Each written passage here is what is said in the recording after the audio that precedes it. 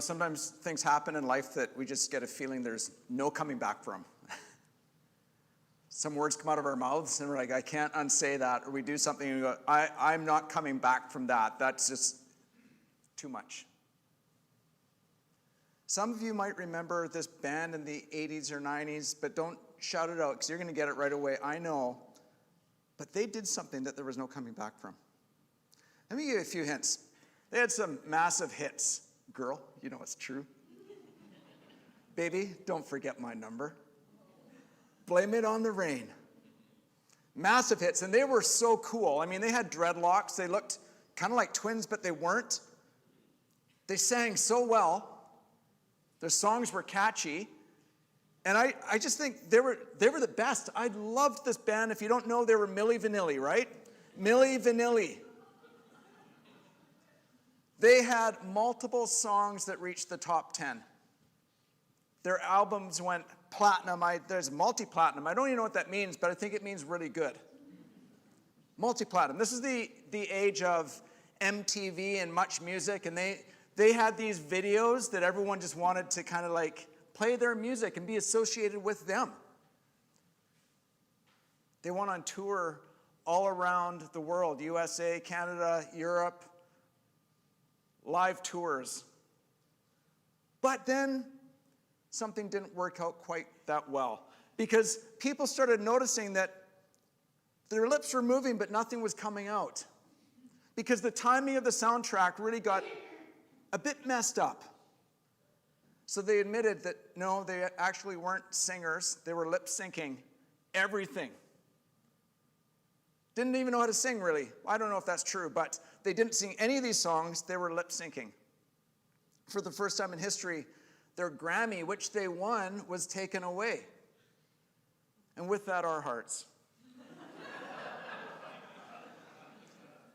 I often wondered how did they think that was going to work out? Like, how did they think they were going to get away with this? Touring live, lip syncing, thinking people are going to buy it, which they did for a while. There's no coming back from that for Milli Vanilli. In the book of Hosea, it seems like there is no coming back for Israel. Things have just gone too far for Israel. So Israel has been exposed as being fake in their relationship with God. They're phonies. They're faking it. They're performing and acting like it's really their faith, but it's not really their faith. They're just going through the motions, and there's nothing there. In the last couple of weeks, we've been going through the minor prophets and looking at some of these prophets in the Old Testament, and there's some consistent themes that show up. One of them is this, that God doesn't want our actions and our sacrifices and all these rituals. He doesn't want us going through the motions, but he wants our hearts. He wants authenticity. He wants the real thing. He wants us to love what he loves. He wants his people to love the things he loves and to act like he acts in the world.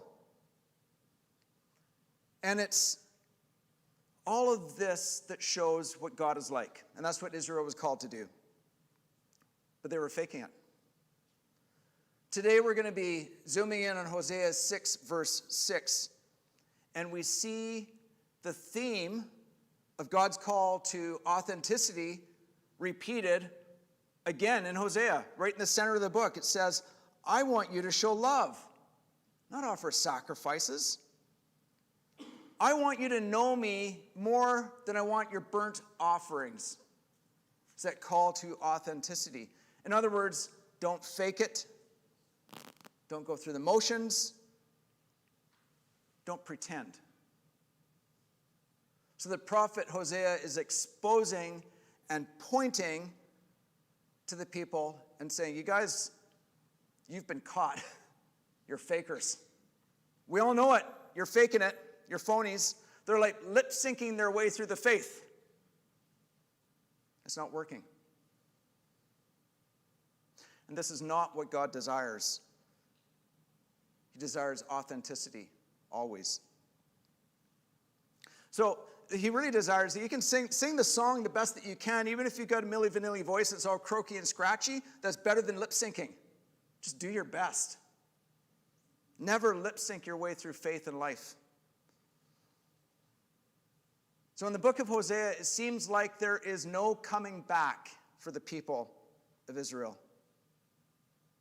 Their relationship with God is in serious, serious trouble. They are worshiping other gods, pagan gods. They are evil, they are unjust, they're cheating, they're lying, they're doing all the things that God's heart doesn't want them to do. They're fake, they're unfaithful. They are faking a relationship with the God of Israel. They're cheating. Hosea starts like most other books of prophecy in the Bible. You read the book and it introduces the prophet Hosea, puts him in a real historical time and tells you who the kings are. But then it takes a bit of a turn.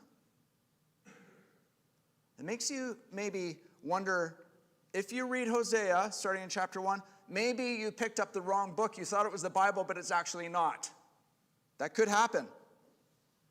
It's uncomfortable to read quietly, and let me testify and tell you that it's a bit more uncomfortable to read publicly up here. It's a very uncomfortable read. Are you ready? This is Hosea 1, verse 2. Go and marry a prostitute, so that some of her children will be conceived in prostitution.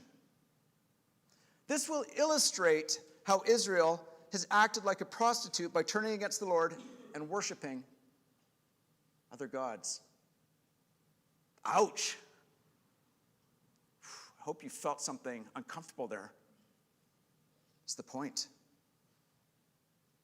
So the prophet Hosea did as he was instructed. He married a woman named Gomer. And she became pregnant, it says, and gave birth to a son. And we're supposed to catch this. We don't know who the father is. Gets cringier. Hosea is told to name this boy. And we all know that when parents name a child, they pick a name that means something. It's important to name a child. It's usually meaningful to them. I mean, I was named Kevin because it means kind, gentle, and handsome. So who laughed? So Hosea is given a name to name this first child, and it's a terrible name. The name is Jezreel. Now, it might not mean much to us, but every Israelite would have felt this chill and this repulsion at that name because it's a famous place of justice gone way, way wrong.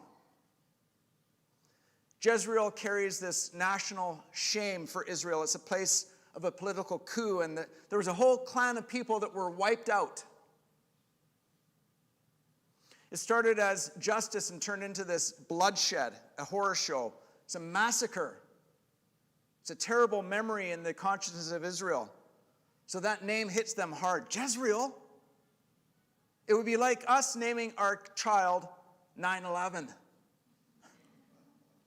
It's not going to work. It's a name that brings pain. Then they have a daughter. Also, we don't know who the father is. And she gets a terrible name. Her name is Lo Ruhuma, which means not loved.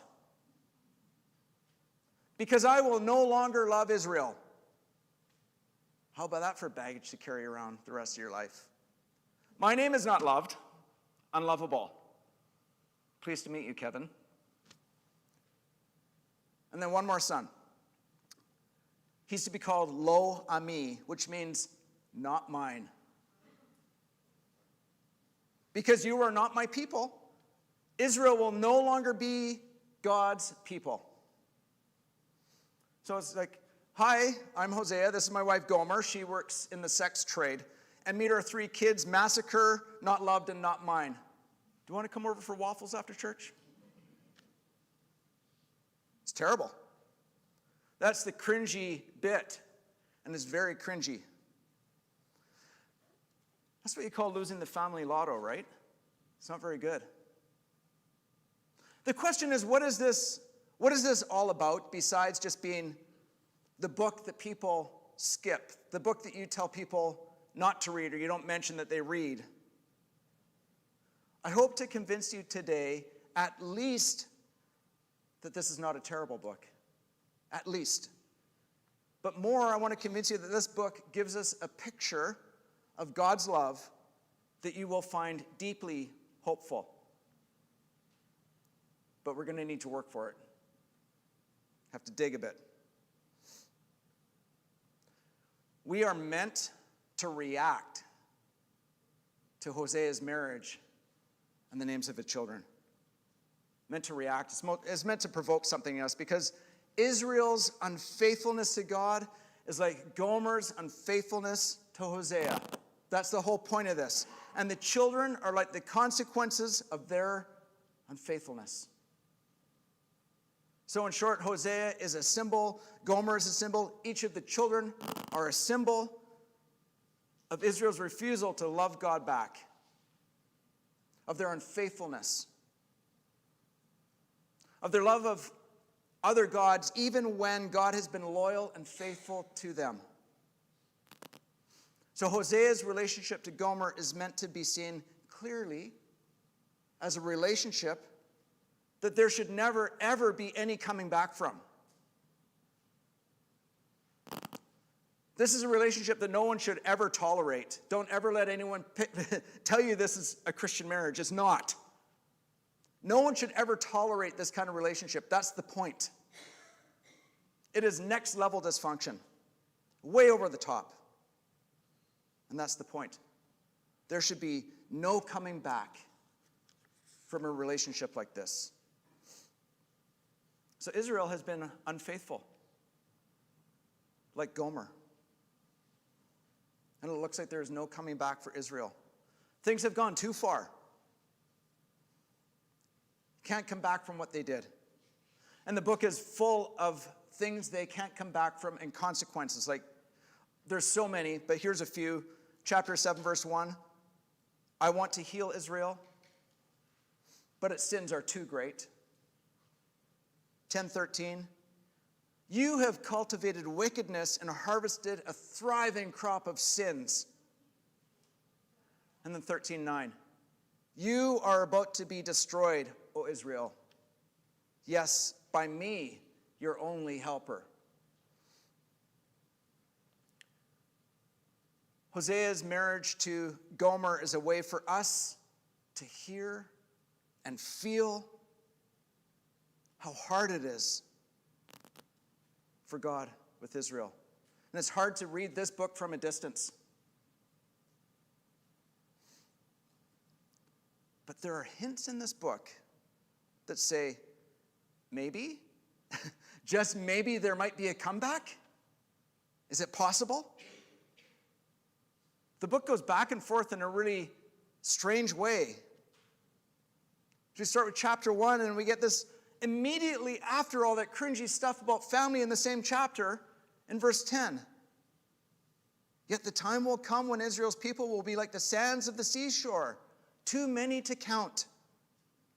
Then at the place where they were told, you are not my people, it will be said, you are the children of the living God.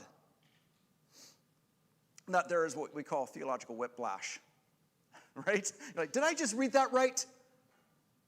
How did we get here? It was good. Is that good or bad? Like, it doesn't seem to match the context. This is the reverse of what's just been said. It's totally the opposite. It's not only the reverse, it's the sense that it says, you are my people, and it goes even further by saying, you are the children of the living God. You are my children. You are loved. And that place that shames you, Jezreel, even that place God will forgive.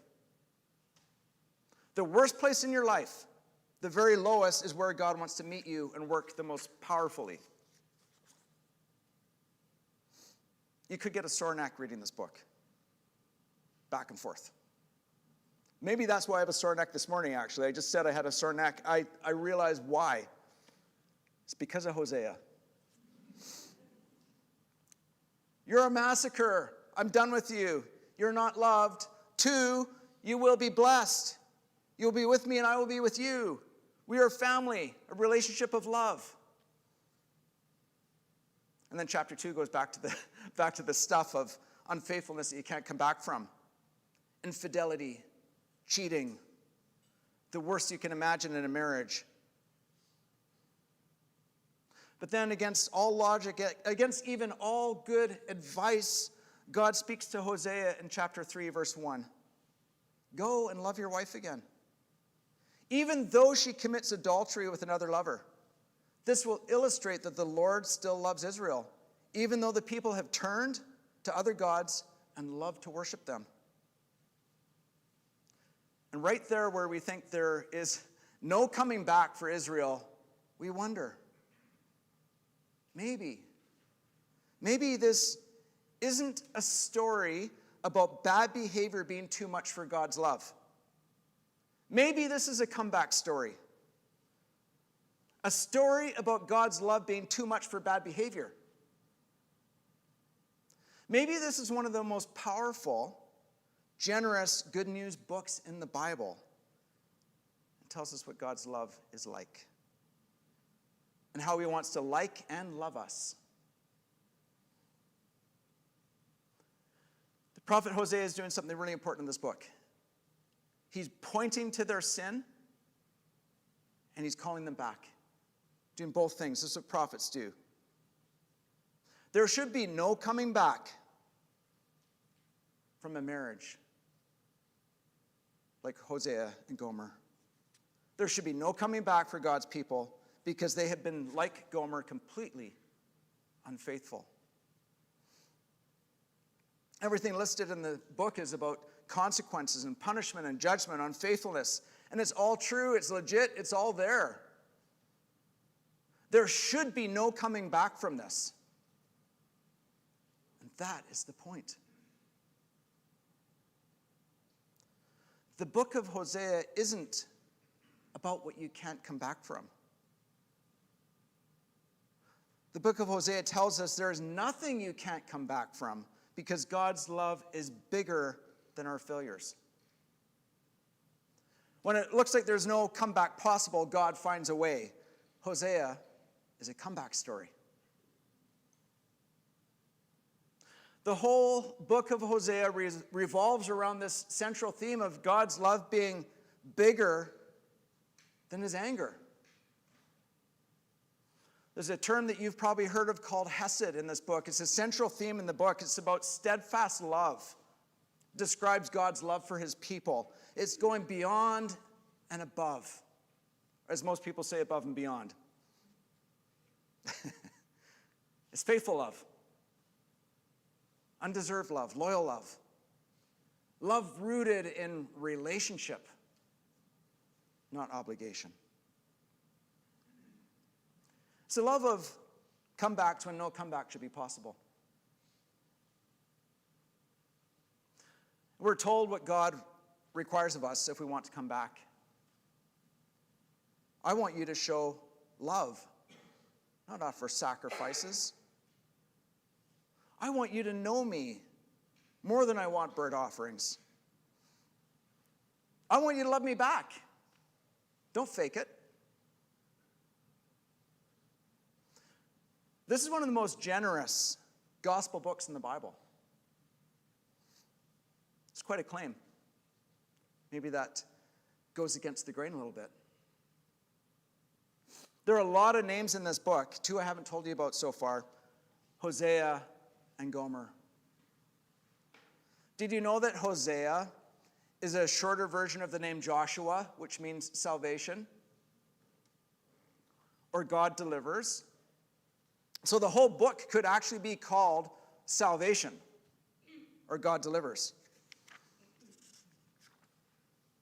And that common name, Joshua, when translated to Greek, is Jesus.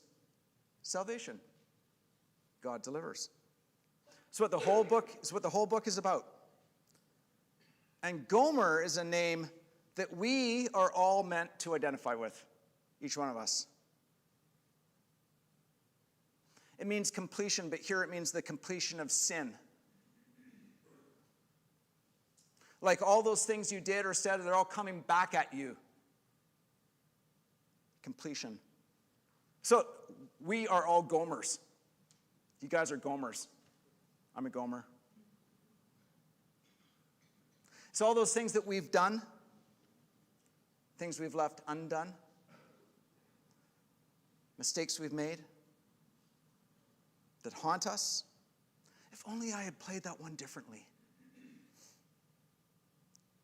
Words spoken that we wish we hadn't voiced, that we can't take back because they're out and they did harm. And you think, there's no coming back from that. Yet here we have Hosea taking Gomer back, inviting her back.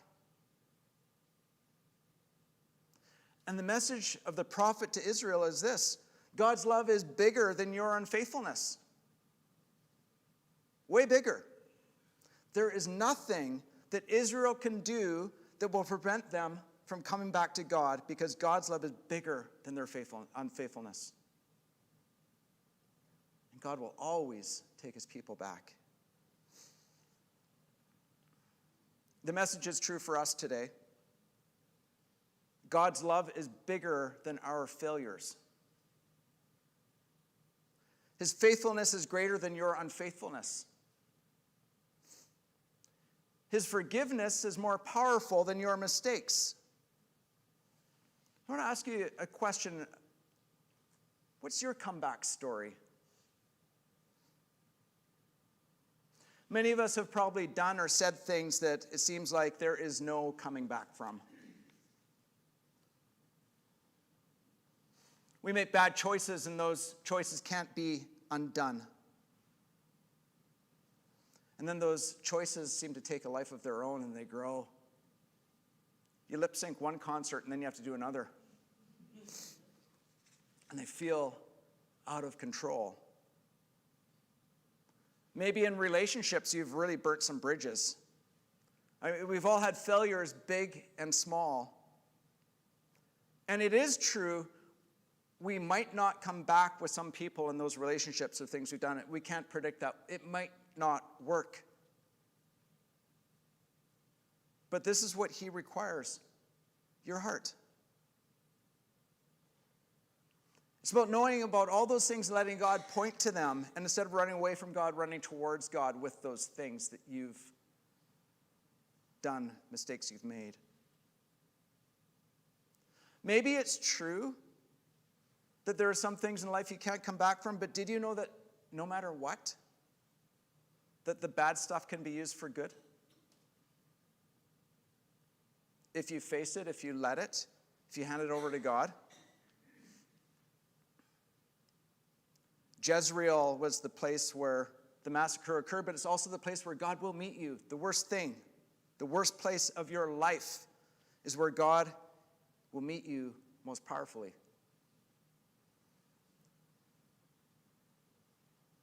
That comeback might look differently than you hoped for. It might come in unexpected ways. It might be difficult to recognize it, but it's there. And with God, there's always coming back. He wants your love. He wants you to love him back. And with him, a comeback is always possible. There is nothing you can't come back from, because God's love is bigger than our mess.